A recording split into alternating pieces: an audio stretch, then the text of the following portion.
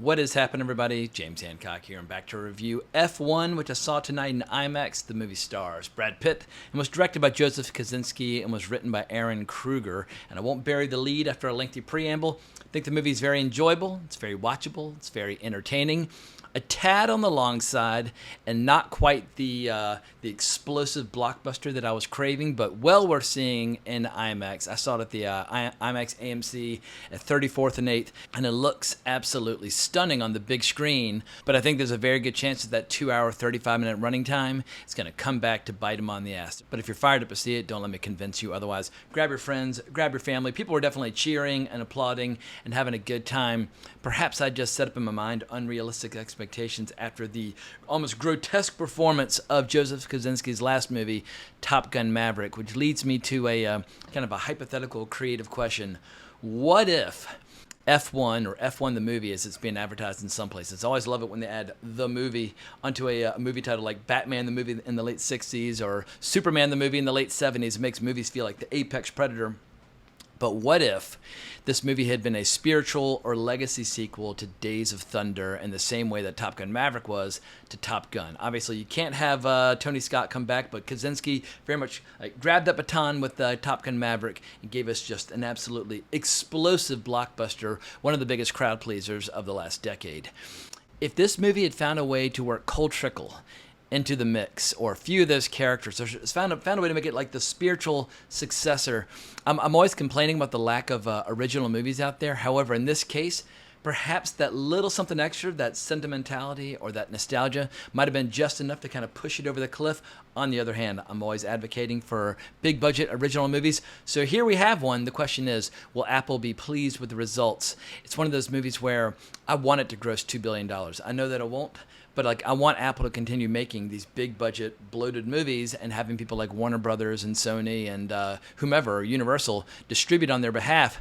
I just don't think this movie is going to be the smash that Apple is craving, but I would love nothing more than to be proven wrong. But just in case you're unfamiliar with the premise of the story, here it comes from Wikipedia. Sonny Hayes, a Formula One driver who raced in the 1990s, has a severe crash which forces him to retire from Formula One and start racing in other disciplines while working as a taxi driver. A Formula One team owner and friend, Ruben, contacts Hayes and asks him to come out of retirement to mentor rookie prodigy Joshua Noah Pierce for the Apex Grand Prix team, APXGP. But before I go any further, I need to thank everybody on this channel for offering the very sincere, sweet, heartfelt well wishes after I posted my little picture yesterday from the hospital. I had the world's smallest kidney stone, but you would have thought it was the size of a softball from the way I was feeling. I was like writhing around in agony. I was projectile vomiting. I mean, I was in absolute hell, but luckily I lived 2 blocks away from an emergency room. They gave me 2 doses of morphine and a little pill that helps you pee. And the moment I did the necessary, then instantaneously felt totally fine. It was. I could not believe that I could go from feeling so awful, like I was fucking dying, to being totally normal, apart from the druggy after effects, instantaneously. But I posted that picture, and people said some very sweet things, as well as on Twitter. So long story short, I was genuinely touched by all the things that people had to say. But let's get back to the action. Why we're all here. Let's discuss F1. I have to admit, I know less than nothing about F1. I have a personal trainer from Germany who's obsessed with F1. Like, it is his first and only religion. He plays racing simulators. He watches F1. He talks about F1. He convinced me to watch the documentary Senna, and that's where my knowledge begins and ends, that documentary, which is fantastic. And Senna is one of the greatest racers in the history of F1. He's an absolute god to people who are fans of that sport. But I really can't judge this movie as as a grittily authentic or totally like wild, over the top representation of the sport. I just have no real expertise to draw upon. If it were a movie about MMA, I'd be all over it, and I could talk all day and night about whether or not it was authentic or true to life or whatever the case might be. But all I can do is judge it as a movie. And I've seen a lot of racing movies. Like, I really enjoyed Ford v Ferrari, the James Mangold film, which I saw twice in the theater. I've seen Days of Thunder like an obscene number of times because it came on HBO when I was a teenager. And so just like in the early 90s, if you're a teenager and whatever came on HBO, you would just watch it because you had no other option. So I must have seen Days of Thunder like 50 times. So I guess Days of Thunder is my favorite racing movie, even if it's objectively a movie that's very easy to criticize. But there's something about like that good, trashy fun that Tony Scott knew how to deliver. Like even when Tony Scott wasn't delivering one of his best movies, I mean his best are like Crimson Tide and True Romance and things like that. But even when he wasn't at his best, his movies were so stylish. And so fun and so exciting. And Days of Thunder, once again, incredibly watchable, very entertaining, and also, most important of all, very quotable. Yeah, well, the son of a bitch just slammed into me! No, he didn't slam into you, he didn't bump you, he didn't nudge you, he rubbed you. And rubbing, son, is racing. No one's going to be quoting F1 the movie. I think Aaron Kruger and Joseph Kosinski, they wrote a perfectly serviceable, kind of formulaic racing movie, and it's got some great scenes and some great characters, but goddamn, like I said before, and I'm just gonna be a broken record on this point, it's way too fucking long. There's not enough like meat there in the story to try to craft this big giant epic. That should have kept the story lean and mean. Or added a lot more sex appeal or a lot more comedy, like Talladega Nights. Not necessarily a great racing movie, but funny as hell and very watchable. And Days of Thunder had tons of sex appeal because it was introducing Tom Cruise and Nicole Kidman as a thing.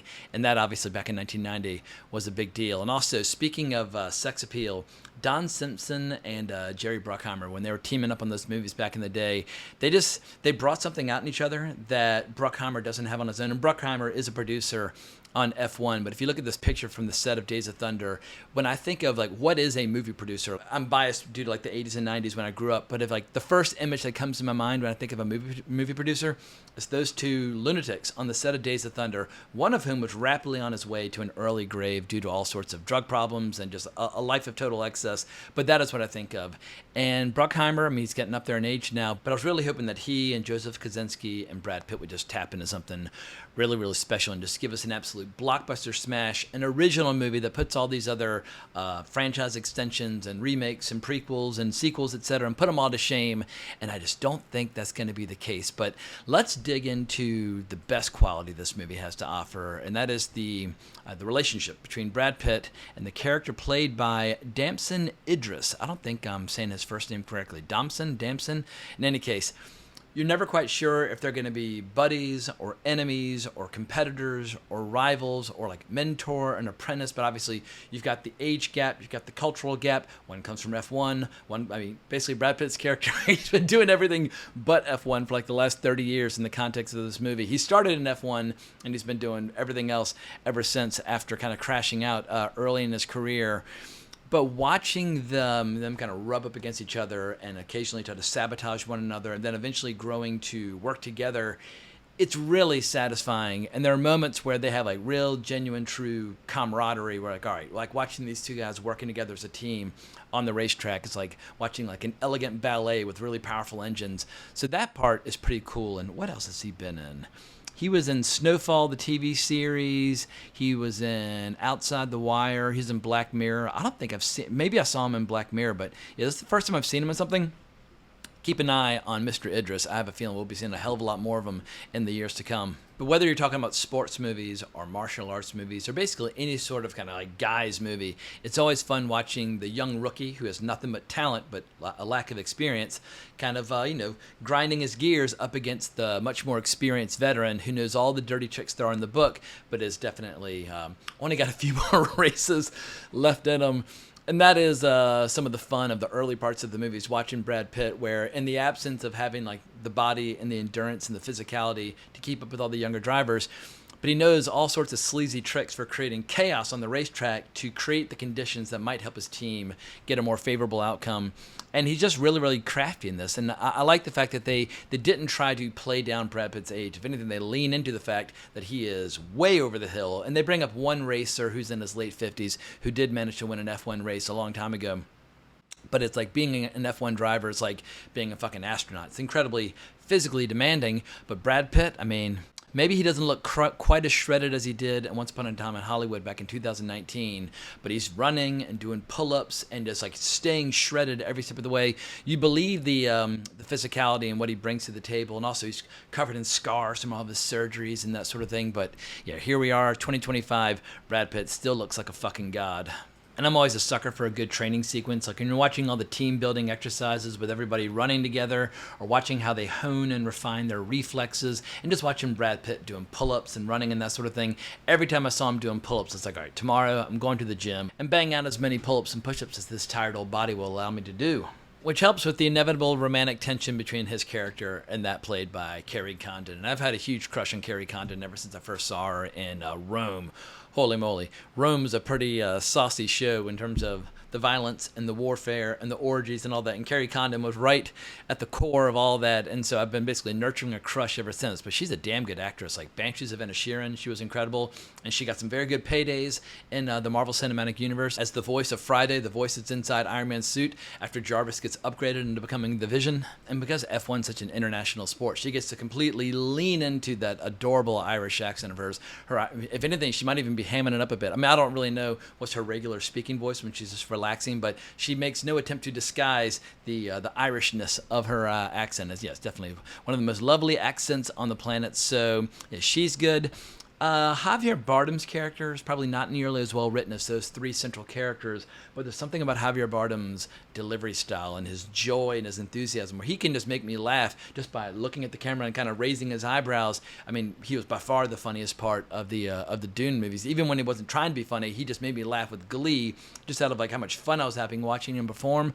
So he's good here, but he doesn't get a chance really to steal the show like he does in a lot of other movies. But I feel a little guilty about offering my half-hearted praise for the movie because there's nothing overtly wrong with any of it. Like, the no scenes are like, oh my God, that was awful. Like, how come that didn't get cut?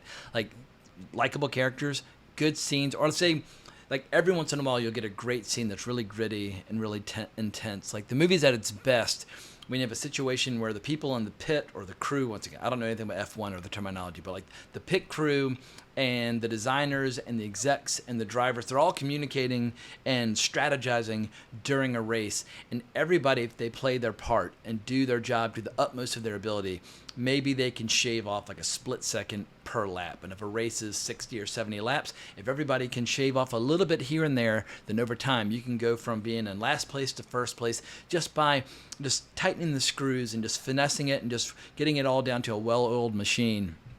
And it's really, really satisfying when you see certain characters making certain mistakes and then addressing those mistakes and learning how to, do things. Like, they have this phrase, I think they call it like slow as, I can't remember the phrase now, but in essence, it's counterintuitive that by doing things slowly, you do things more quickly because you're going to do things correctly. You're not going to make mistakes when like trying to tighten this, like the bolts on a tire or whatever the case might be. But those are the most thrilling sequences when you see this incredibly elaborate, like strategy bearing fruit and achieving a desirable outcome. And then, of course, it gets very, very intense when things go horribly wrong. And on a few occasions, things do go horribly wrong. Obviously, it's an incredibly dangerous sport. You basically have all these guys in rockets going at like 340 kilometers an hour or something completely obscene, but they are hauling ass. And all it takes is like a banana peel on the racetrack and somebody's going up and over. The only real flaw of this movie is that it falls shy of greatness. I mean, it's 1,000 times better than another recent racing movie, Gran Turismo, which is pretty bland and pretty forgettable. Yeah, F1 is a major step up from that. But when you see some of the people that are involved in the movie, you at least feel like going into it that it might have the capacity for greatness. Like when I see that Hans Zimmer's name is attached to the movie, I'm thinking, all right, I'm going to hear the most exhilarating score than I can possibly imagine. Whether you're talking about trailers or feature films, Hans Zimmer has given us some of the best scores of the 21st century. But the movie's a weird mix. When it comes to the music, I can't really remember like a score. I remember a lot of needle drops, and a lot of those needle drops are just dreadful. Like some of them are very recognizable. You'll hear like Led Zeppelin or Queen or like some of the obvious bands that a character like Brad Pitt's playing would be into. But there's a lot of really contemporary music where I was like, I would rather have somebody take out like a power drill and go into the side of my head than listen to one more note of this tune. But who knows? If you're 20 years old, you might be like that's my shit. Like that's my favorite kind of music. But yeah, I found a lot of the music to be awful. But it's a weird mix of like old-fashioned rock and roll, new music, and then a score by Hans Zimmer that kind of like fades into the background. I feel like if you're gonna hire Hans Zimmer, let Hans Zimmer do the whole goddamn score. Let me just look them up real quick, see what his most famous scores are, just off the top of my head. All right, so Dune Part 1, Inception, Gladiator, Interstellar. I mean, yeah, just that's just from like the top movies that are mentioned on IMDb. Like when I think of Hans Zimmer, I think of that trailer for like Man of Steel back in 2013. Just that trailer alone was fucking exhilarating. And he did a lot of the music for Top Gun Maverick. But what Top Gun Maverick has, which this movie does not, are those sequences where just the photography and the music and the performances, where they all come together into this perfect harmony where you're just like in a state of complete and total exhilaration. I think it gets right up to the edge of that and has some really cool, visceral, intense sequences, but a lot of the races go on for a very, very long time. It doesn't have those emotional highs that I was expecting to experience. And maybe that's on me. It's like sometimes if you go to see a movie, like it's almost better to have no preconceived notion about what the movie might be. But then again, it's like if you see a trailer and you're excited for it, well, then you can't help but have some preconceived notions. So I guess I was just hoping that this movie would just be an absolute slam dunk, one of the best movies of the summer, a movie that could compete very vigorously with movies like the new Jurassic World movie or Superman or Fantastic Four. Maybe it'll do better than Fantastic Four. I'm actually a little bit skeptical about how well Fantastic Four is going to do. Maybe Warner Brothers, who's distributing this for Apple, maybe Warner Brothers will have yet another success in their hands. But I'm sure it's one of those situations where Apple paid for the movie and they're paying a distribution fee to Warner Brothers. But Warner Brothers is on a bit of a hot streak thanks to Minecraft movie and Sinners and Final Destination Bloodlines. So maybe Warner Brothers will get the last laugh and make a pretty penny off this. We'll just have to wait and see. But I think overall, if you're with a big rowdy crowd that's excited to go see it, definitely go see it. Even if you're ambivalent about seeing it or on the fence about seeing it in IMAX will make it a more enjoyable experience. Watching it on TV at home when you're like constantly checking your phone or answering the door, it's just not going to be the same thing. I'm a big believer in turning the devices off and focusing for an hour and a half to 2.5 hours on whatever the story might be. But if they had shaved a half hour off this bad boy and find a way to make it like a spiritual successor to Days of Thunder, who knows what the ultimate emotional impact might have been. But once again, not a bad movie by any stretch of the imagination. Very watchable, very enjoyable. Just not a masterpiece, and very few movies are, so it's hardly a criticism. In any case, it's getting late here in New York. It's time to wrap this sucker up. Hope you enjoyed this rambling video. If so, please consider liking the video, subscribing to the channel, hitting that notification bell, and thanks again for all the well wishes for my little minor hospital episode yesterday. It was greatly appreciated. So hope everybody has a great weekend, or it's actually only Monday. It feels like the weekend because I saw a movie. Hope everybody has a great week, but more importantly, as always, onwards and upwards.